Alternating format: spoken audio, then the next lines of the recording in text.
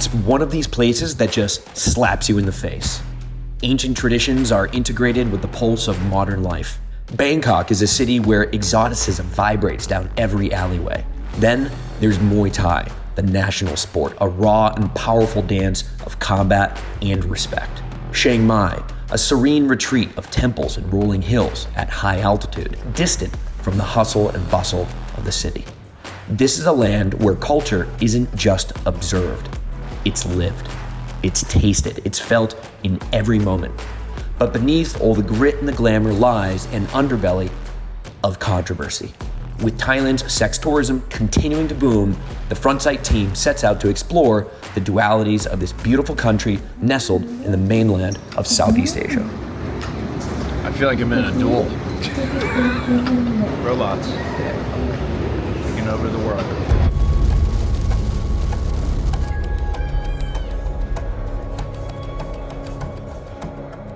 It's pretty hard. We're going the opposite way in traffic. It's like cannabis, craft beers, Everything. and sinuses.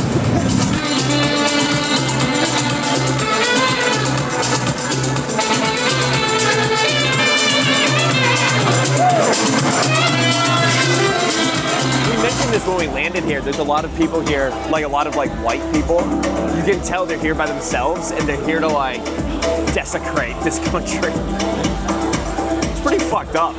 The underbelly, right, of what's happening here seems to be very close to the top of everyday life.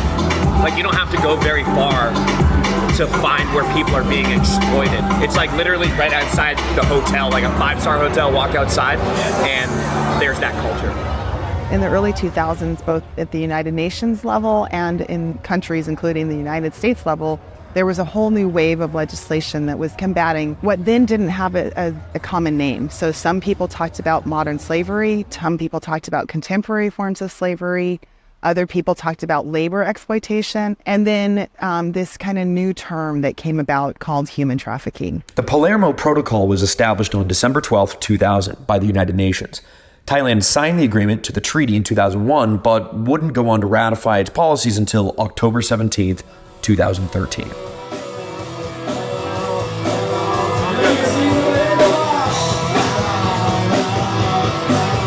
I just need some Kurt Cobain.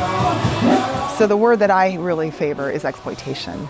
Exploitation recognizes that people are being abused, they're being harmed, and it's not just because I'm a bad person abusing you and harming you.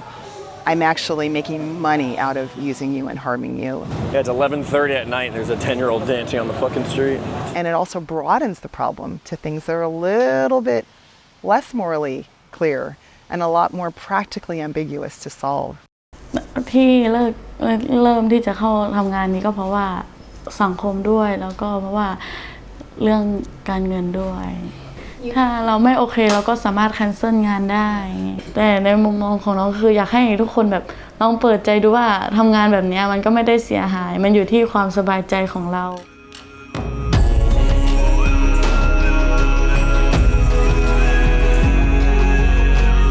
Chiang Mai is the second largest city in Thailand and home to over 300 temples that sprawl across its picturesque landscape. And Buddhism is practiced by more than 95% of Thai people and has played a significant role in the society for over 2,000 years. What's the name of this place? Oh, it's a temple. It's a temple, and we're gonna go up 200 steps. We're ascending to God. That's what we're doing. We should probably do a race up this later. How's that walk with all your equipment, sir? It'd be better if I was in shape. The difference between Bangkok and Chiang Mai is just so extreme. Bangkok it's like Vegas of Southeast Asia. You come to Chiang Mai, it's beautiful. It's in the mountains. It's in the jungle. It's a totally different temperament here in terms of weather. It feels much more peaceful, and it's just absolutely beautiful. So I think we're at 6,500 feet maybe in elevation. It's absolutely beautiful here.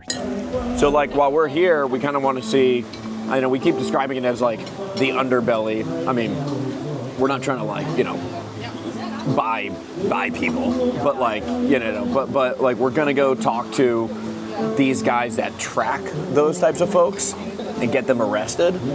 And like while we're here, we want the other half of the story, which is maybe like what does Chiang Mai look like? What does like Muay Thai look like? What does the culture look like?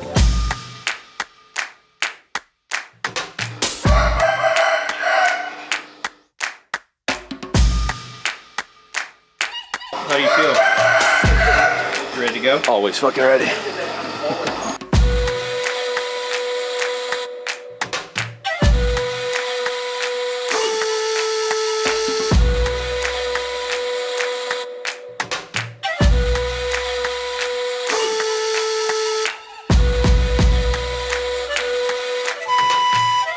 The teachers seem fun.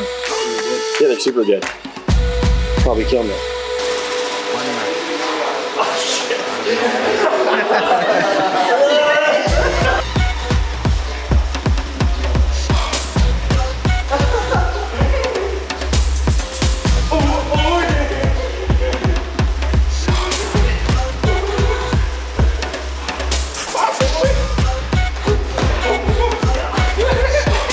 In Thailand, Muay Thai is not just a sport. You don't play Muay Thai. It's a way of life. So you are a Muay Thai fighter. You step into a local gym and it's all there. The sounds of gloves on pads, the intense focus of fighters mastering their craft, and when night falls, the lights flicker on in the arena and the crowd surges and fighters take the ring. It's not just a fight between two men. It's about how well you can discipline yourself. It's a fight and battle against yourself. It's raw, visceral celebration of culture and strength and self-control.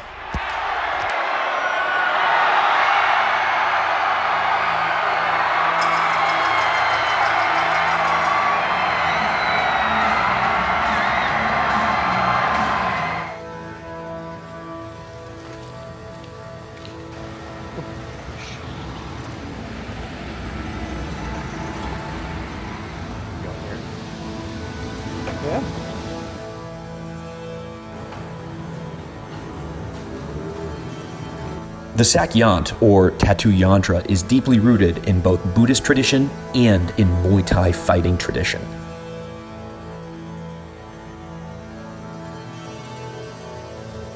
Known for their unique geometric shapes, patterns, and hand-poked process, each design depicts a script that is believed to bring benefits to one's life.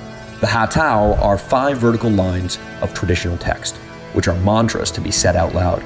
It is thought to help bring protection, charisma, and luck. The Gayord consists of 9 spires, which are made up of 9 individual chants showing dedication to the teacher. It is said to hold power over the other Sakyant designs. Okay, tomorrow evening you take off and clean. Okay. Thank you. Oh, here you go. Thank you. Appreciate it. On our trip, we spoke to an NGO called The Freedom Story, a group of educators who are focused on providing training to disrupt trafficking operations in the region. Chiang Mai may look like a place that's stuck in time, but it's actually on the cutting edge of monitoring criminals who traffic and exploit men, women, and children. The perpetrators of these crimes have been known to force their victims into sex work, cutting off arms and legs and forcing their victims into a life of begging from Western tourists, and even trapping some young people in call center scams where if they don't meet their quota for scamming people by phone, violence is threatened upon the victim and their family. The Freedom Story has been working about against human trafficking for 50 years before to prevent people, students from the human trafficking. ก็ส่วนใหญ่สำหรับการหลอกลวงคนไทยที่อยู่ในประเทศไทยนะครับสิ่งที่เราเห็นมากที่สุดคือมันจะมีการสร้าง Facebook ที่ชื่อว่าเช่นหางานเชียงรายหางานเชียงใหม่หางานกรุงเทพทีนี้คนที่ต้องการงานทำเนี่ยเขาก็จะเข้าไปใน Facebook ต่างๆเหล่านั้นแล้วก็จะไปพบโฆษณาต่างๆเหล่านี้ซึ่งจากการทำงานของเราเนี่ยเราพบว่าผู้เสียหายจำนวนมากเนี่ยคือเข้าไปหางานทำใน Facebook ต่างๆแล้วก็มีการชักชวนให้เข้าไปคุยกันต่อในแอปพลิเคชันอื่นไม่ว่าจะเป็น LINE หรือการโทรศัพท์คุยกันเพื่อที่จะให้ข้อมูลเพิ่มเติมนะครับ ทั้งนั้นจุดเริ่มต้นของการหลอกลวงการทำงานเนี่ยคือส่วนใหญ่จะอยู่ที่ Facebook จะอยู่ที่ TikTok จะอยู่ที่ Instagram สำหรับบทบาทในการทำงานของเราเนี่ยเรารู้สึกว่าเด็กรุ่นใหม่ๆที่ถูกชักชวนเข้าไปสู่ธุรกิจทางเพศเนี่ยมันเป็นสิ่งที่เรารับไม่ได้ และมันเป็นสิ่งที่เราเห็นอยู่ในหลายๆที่เกิดขึ้นในจังหวัดเชียงรายและเรารู้สึกว่าในบทบาทขององค์กรเราเนี่ยเราจำเป็นต้องทำอะไรสักอย่างเพื่อที่จะปกป้องและคุ้มครองเขาไม่ให้เข้าสู่กระบวนการนะครับดังนั้นงานที่พวกเราทำเนี่ยเราพยายามที่จะป้องกันไม่ให้เด็กหรือคนรุ่นใหม่เนี่ยเข้าไปสู่ธุรกิจทางเพศโดยให้โอกาสทางการศึกษาและการพัฒนาคุณภาพชีวิตเพื่อป้องกันและให้เขาอยู่ในระบบการศึกษาเพื่อให้เขามีโอกาสในการพัฒนาคุณภาพชีวิตที่ดียิ่งขึ้นและเราหวังว่าโซเชียลมีเดียไม่ว่าจะเป็น Facebook Instagram หรือ TikTok ต่างๆเนี่ยจะเข้ามาเป็นส่วนร่วมหนึ่งในการแก้ไขปัญหาการค้ามนุษย์แบบนี้ครับ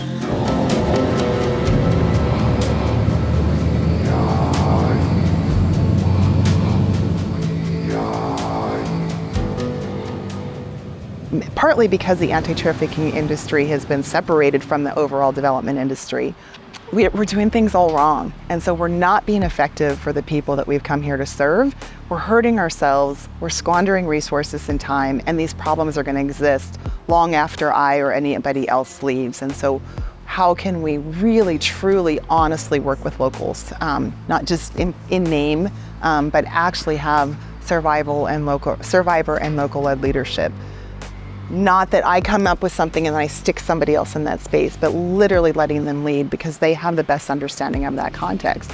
And if I leave, when I leave, most everybody leaves, what am I going to do when I go back home? How am I going to help make life better for marginalized people and others in my own context? And if we're not willing to do that and ask those questions, then I wonder what we're doing here at all.